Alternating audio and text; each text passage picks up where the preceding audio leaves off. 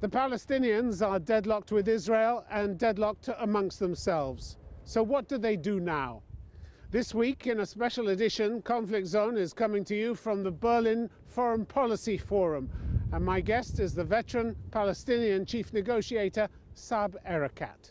If his dream of an independent state ever came true, what would it look like?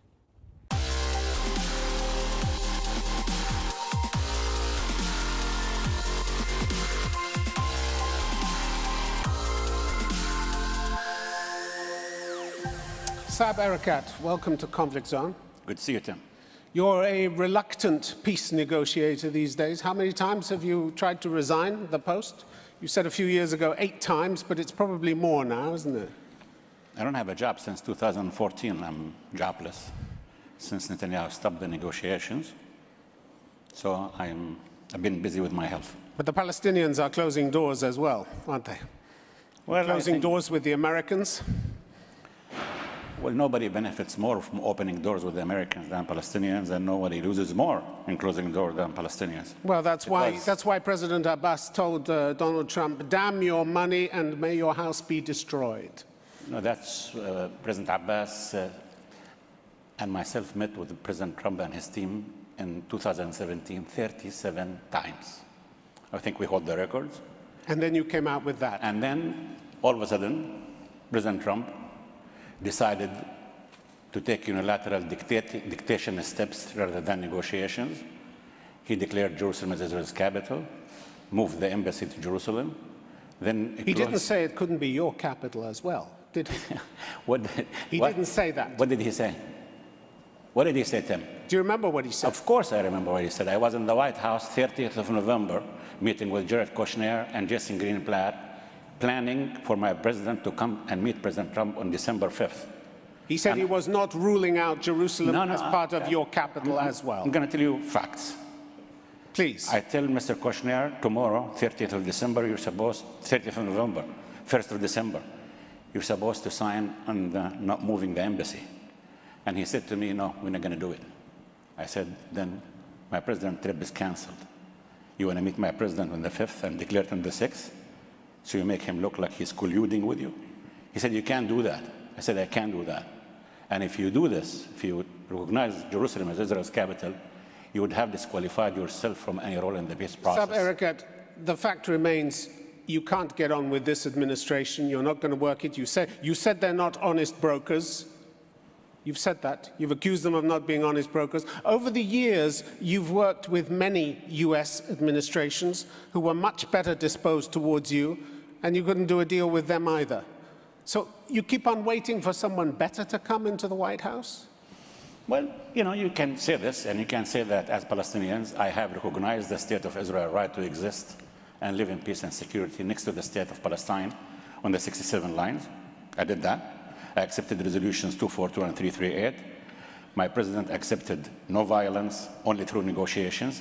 And having done all of this, I'm asking my Israeli colleagues, if we don't help ourselves as Israelis and Palestinians, nobody else will help us. Decisions are required from me and the Israelis. Americans, British, Germans cannot make peace with me. So at some point you've got to sit down with the Americans. Well, I sat with the Americans. Yeah, but there's no peace process now taking place. What shall I sit with them to do? 37 meetings. They refused to say 2 states on 67.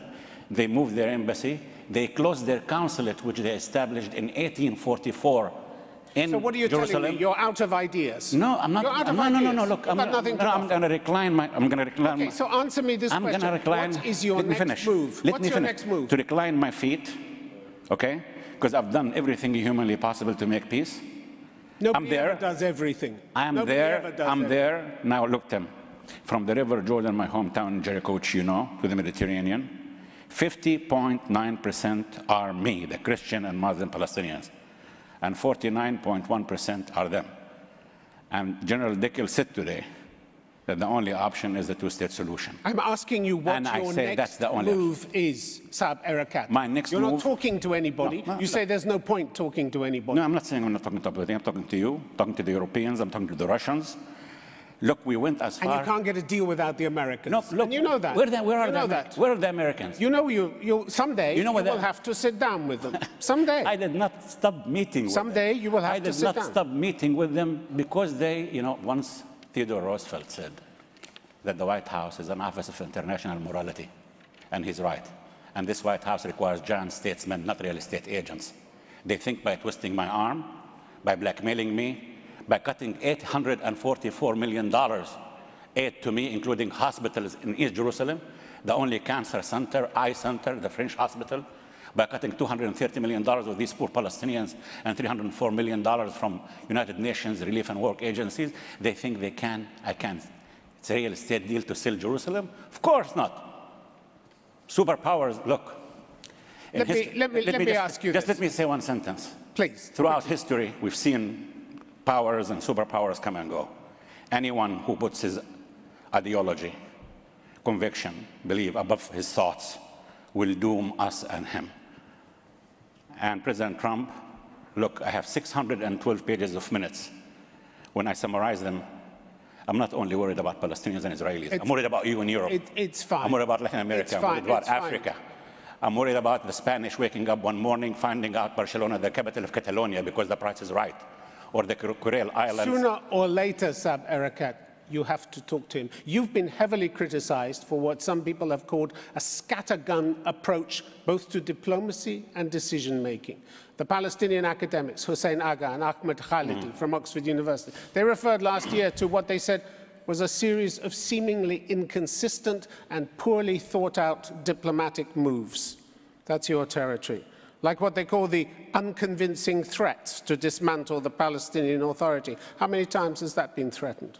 Many times, never happened. Look, I'm so happy. The pursuit of desperate and futile initiatives, such as the French proposal in 2016 for an international peace conference. You're still calling for an international peace conference under the UN auspices. It's not going to happen, is it?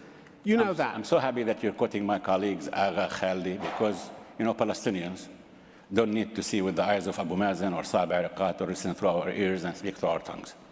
You know that you can say anything about us.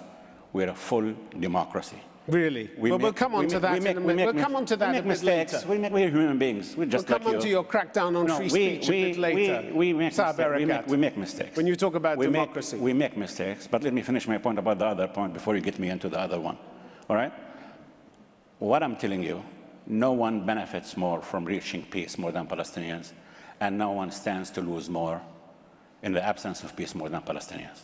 If that were true, Saeb Ereqat, why don't you end your factional divisions, because they are killing your chance of peace?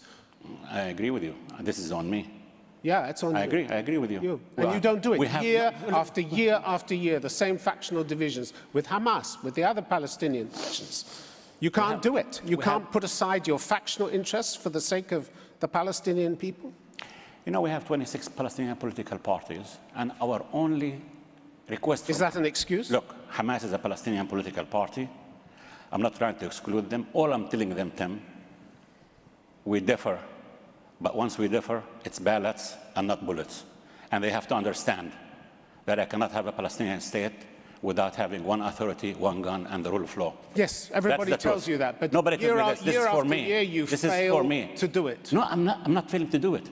They have taken over Gaza by arms, a coup d'etat. They're dictating themselves, and all we're telling, yesterday we were in Cairo, asking to implement the agreement we signed with them in 2017. And what does the agreement specify? That the national consensus government we formed with them, with Hamas, shoulder its responsibilities equally in the West Bank and Gaza, and we go to ballots. What's wrong with that? They blame you, and you blame them. I'm not blaming them. And it doesn't go forward. I'm saying facts. It doesn't go forward, does it? Look. You're not giving me a plan to take this forward and end those factional divisions. I'm putting a plan to them. When Haniya came to present his cabinet, and I think you were there, to the our parliament, I was speaking on behalf of the loyal opposition. I said to him, Mr. Haniya, today you are no longer a prime minister of Hamas. You are my prime minister. Act as such. Well, that didn't work. Shoulder the responsibilities. It didn't work. So what can I do? It didn't work. What can I do? Well, your president goes before the United Nations Security Council and he says, I beg of you, help us. You've got to help yourselves. We're trying to help You them. have to sort out these factional disputes yourself. And it's not just Hamas, is it? It's not just Hamas. Last month's meeting of your Central Council, the Democratic Front for the Liberation of Palestine, they weren't there. The Popular Front for the Liberation of Palestine, they weren't there either. They didn't turn up, they said, because you are stalling and procrastinating about decisions. That's not true. That was their accusation. Look, I'm the Secretary General. Face facts, the movement is falling apart. Your Palestinian movement is falling apart. I am the Secretary General of the PLO. The Democratic Front attends all PLO Executive Committee meetings till yesterday. They decided not to come to the Central Council. That's their decision. I cannot stand guards on their lips. I cannot stand guards on their actions. As I told you, we are a full democracy. The reasons they boycotted, you can ask them why did they boycott. Failure of the Palestinian national movement is just a hallucination, Tem. And please stop hallucinating. I have 7 grandchildren, and believe me, they'll be much more nationalist and much more unified than me and your generation. Look at the latest polling in September. Palestinian polling, 62% want your president to resign. 67% are dissatisfied with the performance of the Palestinian Authority. 3/4 view conditions today as worse than before the Oslo Agreement. They are. So what have you achieved for your people? What have you achieved for your people? If my president wants to go to Amman, he seeks a permission from the Israeli commander. You don't answer. What have you we're achieved under for your people? occupation. Saeb Ereqat, what have you achieved? Look what we achieved. What? Look at the World Bank. Worse conditions. No. Look at the World Bank report and the International Monetary Fund report, 2014, 15, 16, 17. We're a very young authority. We're crawling, 20 years old. We have done in these 20 years more than any country in the third world did in 63 years. That's the truth. In terms of building institutions, and your people have had enough of human rights. Look, they have the right. They have the right. This is why we want to go to elections. I did not come, and President Abbas did not come to be the president by a tank or by heredity. He came through elections. He won by 61% of the votes. I won by 57% of the votes, not 99%. That's the fact. And now President Abbas, 13 years into a 4-year term. He said he wants to go to elections, and he declared he's not going to run. Well, when are you having elections? When we you have, keep saying. No, if we have elections without Gaza, what will you say to them? We're separating. You think we can have a state without Gaza? Why do you keep calling for elections? You promised elections this year. I need elections to unify my people. You personally promised elections this year. That's what I did, and I'm doing it now. And I'm urging the Egyptians. The Egyptians are doing a fantastic job now. President Abbas was with President Sisi 10 days ago, and he told him, Mr. President, you specify the steps in accordance with the timelines, and I'm willing to go along with it as long as we reach the ballots and not the bullets. And you say you can't have elections until you're unified. Whatever strategy you thought you were employing to make things better for your people, it's not working, is it? And in Gaza, you've actually been helping to cause hardship. You asked Israel to cut electricity to Gaza. That's not true. Because of a row with Hamas over payments. That's not true. You didn't ask them? That's not true. You did. Look, I have. You did. No, I have an overloaded wagon of complexities. All right? You know why Netanyahu cut the negotiations with me on 23rd of April 2014? Because we signed the Shatta agreement with Hamas. And he said to me that evening, you choose peace between me or you and Hamas. Saeb Ereqat. And he suspended the negotiations ever since. I have an overloaded wagon of complexities. I'm 20 years old. I commit mistakes. I'm not saying I don't, but I don't wake up in the morning and say today I'm going to commit the following mistakes. You're squeezing. You're squeezing of Gaza. You're squeezing of Gaza. I'm under occupation. I have $196 million monthly income after the Americans cut $844. I pay to Gaza, Mahmoud Abbas, my president, pays to Gaza monthly $96 million and spend $100 million in the West Bank. That's my capabilities. Okay, your action has put hospital operations at risk in Gaza, water pumps, the sewage system, huge health actions? risk. You squeeze them. Well, how can I squeeze them? I'm paying $96 million, half of my budget, 50%. What can I do? I pay the electricity for Israel, the water for Israel, and then they collect, Hamas collects, and they don't put it back in the finance ministry. And when people protested in the streets in June about your action, you arrested dozens of them and your security forces beat them up in custody. And you tell me how democratic you are. Well, look, if you want me to be perfect, I'm not perfect. If this is very far from being perfect, isn't it? Look, this is government policy. You beat them up consistently. You mentioned one demonstration. It's true. Some people were beaten up. That's right. But then an investigation committee was formed the day after by President Abbas. An ongoing investigation had went. But how many demonstrations do I have on a daily basis in the West Bank? Against Abu Mazen, against myself? How many? Every single day. There is only one place in the Arab world where the Palestinian president is criticized on Palestinian TV, Palestinian newspapers, Palestinian. You said parties don't come and boycott and attack us. Look at every website. And then you're telling me that I am not, exploiting human rights? And you say nobody's perfect. And you say nobody's perfect. No. That's not excuses. What about the corruption, the massive corruption in the Palestinian Authority? Well, the latest polling in September shows that more than 80% believe that there is widespread corruption in the Palestinian Authority. They cite nepotism, bribery, abuse of public funds, and lack of transparency. You know, your own independent watchdog, Amman, the Coalition for Accountability and Integrity, has issued yet another blistering report about you for the year 2017, saying that there is a lack of transparency. It said the continued dysfunction of the Palestinian Legislative Council allows the government to escape accountability. Number one, we have the anti-corruption. And you asked me what corruption is in Palestinian territories. Trying to answer. Do we have corruption? Yes. Last year, 4 Palestinian ministers were in front of the court of corruption. I think it's the only time in history of Arab and Islamic countries. But to go and to exaggerate this much, that's too much. A man has the right to review everything, to ask everything. Every single member, including me, every year have to renew exactly what's our income, where do we live, where do we come, and so on. And those who commit acts of corruption are put in front of a court. Right? That happened in Palestine. Really? Yes. In 2015, your former minister in the Palestinian Authority, Shawki al-Issa, resigned over corruption. Last year, he said it was not permitted to carry out any useful action to reduce corruption. Non-corrupt officials, he said, were removed. Those suspected of corruption had their positions strengthened. I know That's some kind of accolade. I know Shawki al-Issa. He's been in the opposition, and the good opposition, and he has the right to say whatever he wants. Any case of corruption, any Palestinian who claims from President Abbas down, he has the right to go to a court in the corruption and submit his case. All right? What about the case of Palestinian Airlines? This was singled out by Amman.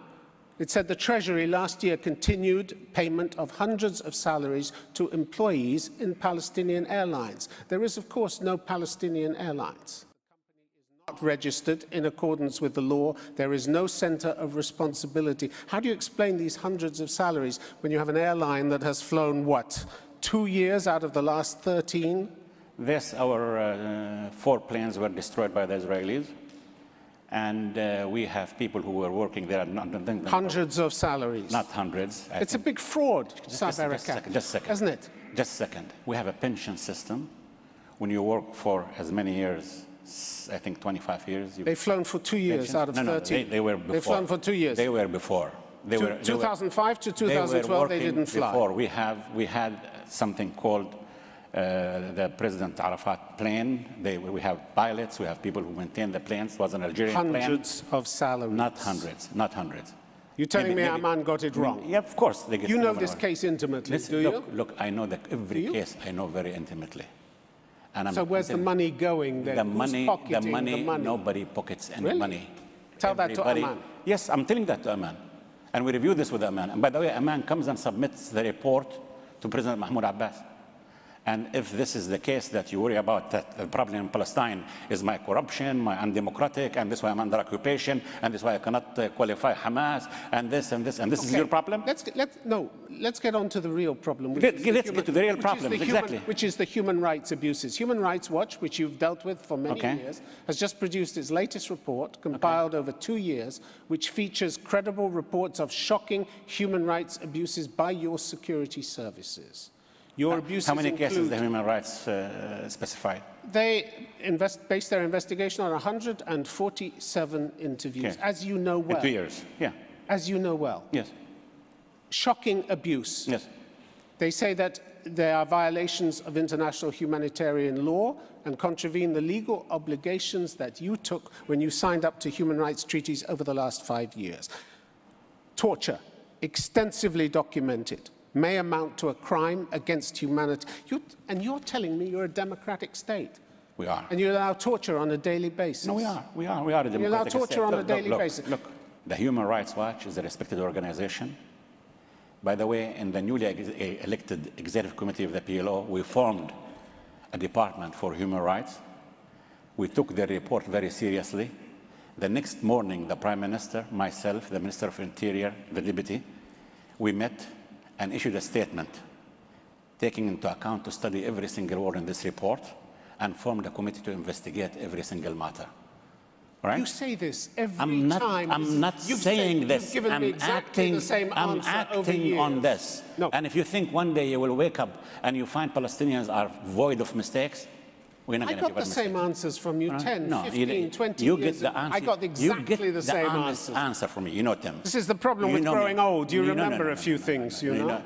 The point is, you know me very well, Tim. And that you know. And I know you've made excuses for this behavior year after year after year. Look, I don't have a neon saying stupid in front of you, in my forehead. So every word I say, I know it's recorded, I know it's going to be on TV. I'm the only session that's going to be televised tomorrow. So I'm responsible for every single word, and you know my credibility. You live in Jericho, I live in Jericho, in the house I was born in, because I refuse even to rent an apartment at the expense of the Palestinians. You live in Jericho. In the West Bank, some of the harshest treatment reported by detainees takes place in Jericho at the Joint Security Committee Detention Center. Joint Security Committee with whom?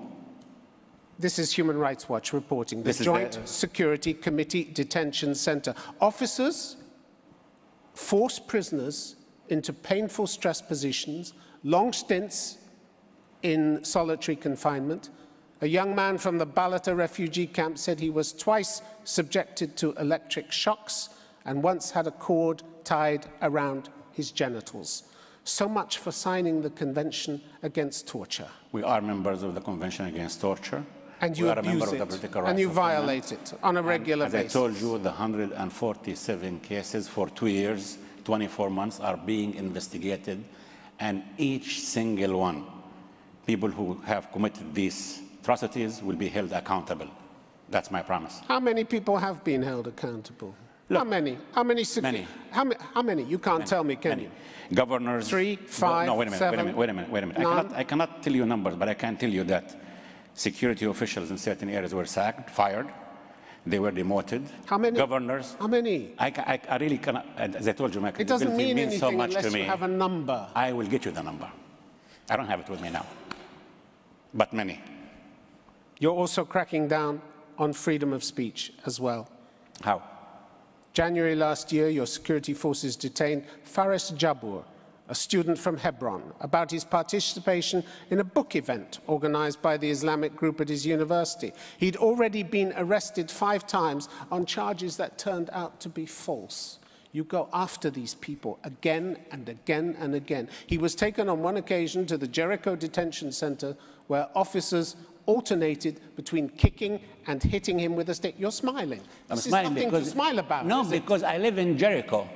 And Nami, my wife, is under your nose. Nami knows. People come at knock on my door at 2 a.m., 3 a.m., 4 a.m. in the morning and wake me up and tell me our son is there and our daughter is there and so on.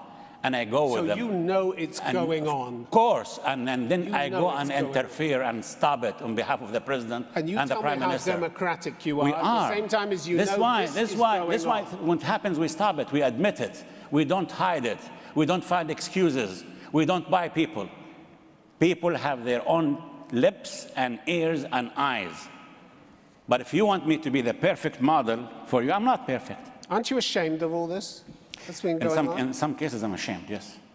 I'm ashamed. You know, sometimes I can't because I'm a young authority. I'm 23 years old. I cannot differentiate between freedom of expression and incitement.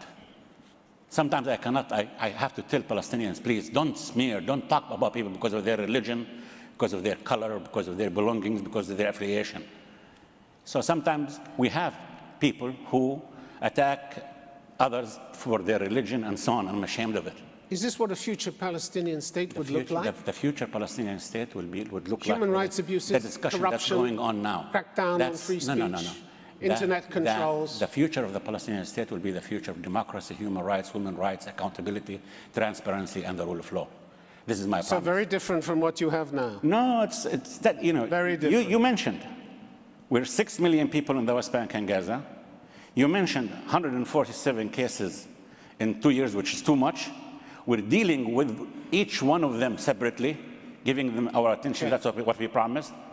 And we hope that this number will be reduced and reduced and reduced. We have to leave it there. Saeb Ereqat, thanks very much indeed. All right, thank you.